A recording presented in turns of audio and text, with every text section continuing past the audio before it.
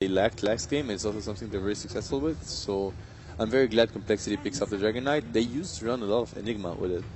And it could be a Lina core, it could be a DK mid, Lina Dazzle safe lane, Enigma jungle, which is not a very weak safe lane. Like, you can get away with it. And Fly is an extremely good Enigma player. It's one of his favorite heroes to play. Zed Freak as well. Like, so they have two different players that love to play Enigma. So if any team should pick it, it's Complexity. But they haven't run it a lot at all. I mean, no team does. But we'll see. They could definitely pull it out for one game. It's super tough for Naga, though. Like, it is. You can't BKB ulti because you can just net you, and if you don't get BKB, you can just stay out and sleep. Their first game of the group stage, they had DK Enigma. It was DK Enigma Dazzle. It's how they started. Like, you know, it was probably one of their go-to strategies, and then they did quite well. That was so maybe they're saving it. It was pretty cool. And now they're facing a tough situation, and it might come back again. So it could be one of their go-to strats, one of the strats they're the most confident with. EG had a lot of wave clear last game with the Lina and the Sanking, and this game it's, I'd say, severely lacking with the Tusk pickup. Yeah, I mean, Tusk offers something, though. The ice shards are not terrible, and Nagasan can still send her illusions and Riptide, but if it's a support Naga, that's not impressive at all. But this time they have a Dragon Knight, which is like much stronger. I think they like much stronger wave clear than last game. And the Dazzle heal, like, it's gonna be. Do you think they're gonna go Caudle maybe even into this lineup? I think depending Caudle on would be a what very they good pick. Yeah. Like EG might go for Storm Caudle or CM, which is. Caudle's usually the AoE hero, though. Yeah. Well, what would PvD play in that case? The CM makes a lot more sense. It's also good at it. Like, the Crystal Nova is not a bad spell at clearing waves. I think, Naga Maiden, it's always been a support duo that works really well. Team fight wise as well, like if you're up against, it's going to be like maybe a similar situation where Complexity tries to push in too early and you have the song into the Maiden ultimate, which could, one fight is all it takes. Yeah, just definitely change the game. I think EG are very happy to go into Dragon Knight with a Storm pick, though, because like this could secure a good mid lane for Sumail. Laning against a melee hero as Storm is so easy. So yes, there's a strong push from Complexity, but they need to really be able to group up as 5 and go. So one way to solve that is to start ganking before that happens. Yeah, like the only issue is like if the Storm gets into the situation where the enemy is grouping up, like he wouldn't be able to do much against that. So that would be the issue there. But I could see it working if he actually gets a very good start. Has a CM, he has the CM aura, so the lane will be really good for him. I have to say, I really like both drafts so far. I think armor, they are like solid. stacking all the armor. Yeah. Literally. Dazzle, Dragon Knight, and Sven. Yeah, they're one of the few teams that actually pick Sven without... Like, we saw Cloud9 pick it up versus the Techies because of the Warcry versus the Mines. We've also seen Sven IO, not terribly common, but still probably one of the most common partners with Sven. But Complexity is one of the few teams that just pick straight Sven carry without any partner. Do you think like Zeus would be good against this type of lineup? You mass spell damage because they have a lot of armor, so Zeus would be able to actually deal with them very well before they have BKB. Razor. I think Zeus could have worked really well. It's still an option for them. I like the Razor pick. I think it's also quite solid because they do lack damage in a way. Like, if you can control the Sven, I think they like a bit of damage. It's a good way of dealing with the Sven. Like the Razor, I feel a lot of it is like the matchup between Sven and Razor is very favorable for if you're going to run the Sven as a carry. So Razor will have a very good matchup in that sense. Definitely. Yeah, I mean that's very fine, but if it just goes late right now, having DK and Sven and a Dazzle to side that, I think Complexity have a very comfortable late game scenario ahead of them. And I'm surprised that EG did not go for the harder carry approach, but instead went for the... It might be because they're like looking for a Tinker mid. I think Tinker has a lot of synergy with Naga. It's really good late game, and it's good at stalling the pushes. I think it's a little bit better than Zeus, although I do like the Zeus pick versus the mass armor. It just doesn't scale as well late, and I think that EG always drafts like, sufficient late game. Just look at their lineup right now. They need someone that the Sumail hero they are looking for has to have very heavy carry potential, and Tinker definitely fits that category. Yeah, sounds like a great pick. Yeah, I don't think Storm is the hero with their current matchup anymore. Like, it's gonna be hard to kill so many tanky heroes and the Grave. You can't kill anyone, I think, as a Storm. So if you can't kill, you want a hero that can drag out fights like Tinker. When you're facing Lina with Jules, DK, it's gonna be a tough Storm game. It's very not easy to play. BKB is really needed. So, do they have any other options apart from Tinker, Zeus? Yeah, Zeus and Tinker are like the go-to, but thinking. They ban out the Bloodseeker, so worried about that. That could have been a strong hero, actually. The AoE is making it hard for Dazzle to get a good grave off with the silence coming out. But Sumail doesn't play any of these if they were to pick Bloodseeker. That's true. Well, maybe they expect him to play Razor in that case, just putting a Razor mid.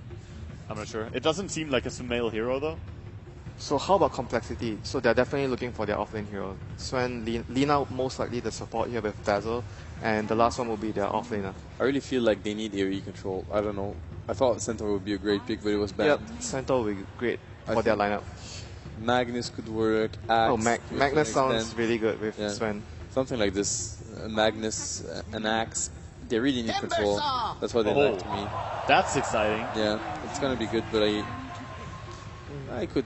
Not sure what's the reasoning though. Yeah, I don't really quite understand the Timbersaw pick, I have to say, but especially because he's gonna have to face a very, very tough lane. Like Naga made in Razor, you're gonna die every time you Yeah, and the issue with Timbersaw is if you don't get anything out of the lane, you can't jungle, and there's no way of coming back. Yeah, so it's he's very one of those difficult. heroes. He needs to be on the lane and get XP. They should dual lane like 100% in this game. Just looking at Dazzle and Timbersaw are most likely going to go together in just a Lina Sven lane. And then how about the aggro try? Sven, Lina, Dazzle, and let Timbersaw get a 1v1 matchup. That would actually work. That would be nice for him as well. But it's a tough lane to challenge though, because Maiden, Naga, Razor is not. Yeah. You know, they can just spam you out. I mean, they have a lot of stun and nuke, so it could probably work in their favor if they get their spells right.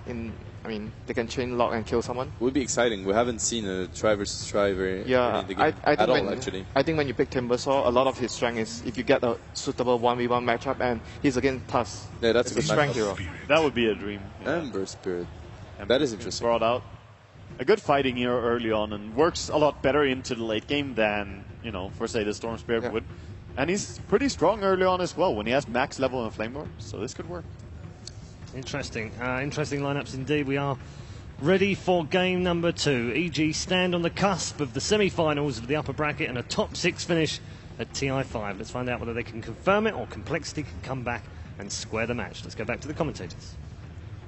Thank you very much. Yes, it's time to get underway to see if Complexity can force this to a third game or if EG would find themselves sitting very comfortably in their semi-final position. Cinderin, we have an abnormal draft. Yes, I am so excited about this game. I looked at Complexity's lineup, and the first thing that just came to mind for me was just armor. That was the first thing I thought. Like, their entire lineup, apart from Lina, she's the odd one out. You might be seeing 3 heroes on the Radiant side running around with like 40 to 50 armor in fights. They have the War Cry from Sven. Let me try that again. The War Cry from Sven. Apparently that was a tongue twister today.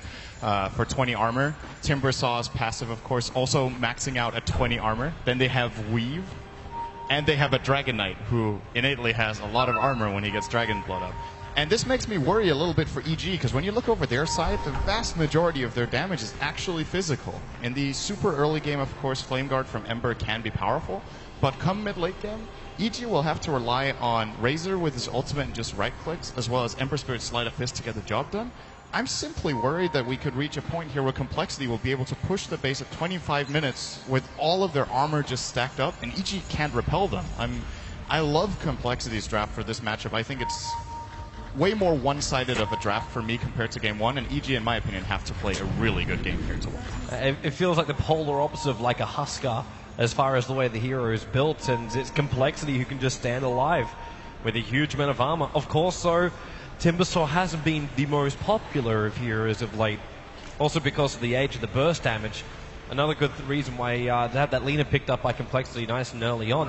There's nothing like that. Like, there's no Finger of Death, there's no Laguna Blade just to bring him down before these armor charges start to stack for the Timbersaw. He said it maxes at 20, but it still could be brought down before that. Everything from EG is pretty continuous until we hit the Ember Spirit having like huge amounts of damage. But that's only if you get there. Yeah, we might see in this particular game Sumail considering a Deso build over a Battle Fury, or maybe he's going to get both. But I think this time around, EG simply need to address that problem at some point in the game. If their early game doesn't go incredibly, so they just get really far ahead and don't really have that problem, they will need to itemize. They will need a Cuirass, they will need a Deso. It's really good to get it on the Ember because he hits all the targets automatically with his Sleight of Fist, so they can apply the Deso to all the heroes. Alternatively, could consider it, of course, on Universe's Tusk. It's not that uncommon of an item on that hero. Howie, real trouble on bottom lane. The Light Strike Array from Flying was able to connect. They need more damage to kill him, however. There's a Stout Shield, but then again with a second Light Strike Array! Complexity open up the account. They claim first blood, and this is not the way EG wanted to start this. Because the Observer was that were down from Complexity, they saw where EG was shifting their lanes. They saw, okay, the Tuskkar's moving back up the top because he was trying to dodge the Timbersaw, and already Complexity had preemptively noticed that EG are going to switch this. They've actually brought the Timber down to the bot lane. Universe just can't catch a break. This is a very... I feel like this happens pretty rarely, but it's a very logical play. Moon Meander got pressured in the top lane, and instead of TPing back to base or TPing to his safe or his offlane tier 1 tower, as we usually see offlaners do when they're threatened, he just immediately TP'd bottom. They knew they wanted the lane swap immediately, so he kind of gets, like, he solves two problems at once. He escapes a gank and gets himself into a better lane with one play. And now this top lane for EG, I'm not so sure about this for Complexity, actually. I think Razor Naga has a lot of potential to kill a Sven Lina lane. Sure, they've got a decent amount of spell burst, but if they don't get the full combo off and put fear really low very quickly, the Naga and Razor can just run them down with Static Link and, of course, the Ensnare. That's why it's interesting to watch how they're just prepping themselves on the lane. So Fly starts with the Light Strike Array, then you go into something like the Stormbolt, so you're able to get that second stun off. Instead of just having the Sven throw out the Stormbolt and go from there, Sumail might be in a little bit of trouble here in mid lane. Pushing back the Flame Guard and having a PMS does help. There's been a lot of trade-off in that mid lane. But Sumail still found a very large chunk of farm as that Ember Spirit, 14-1, up against that DK, who's got 8 for 1 currently. Yeah, that's the good thing about this pick for EG. We've talked... Fear. They're going to split up the lane right now. Fly knows he could be in a little bit of trouble, so Freak's going to babysit him all the way out of here. There's no ensnare for Naga. She's still only level 1. So they move the Sven back over again while I'm hearing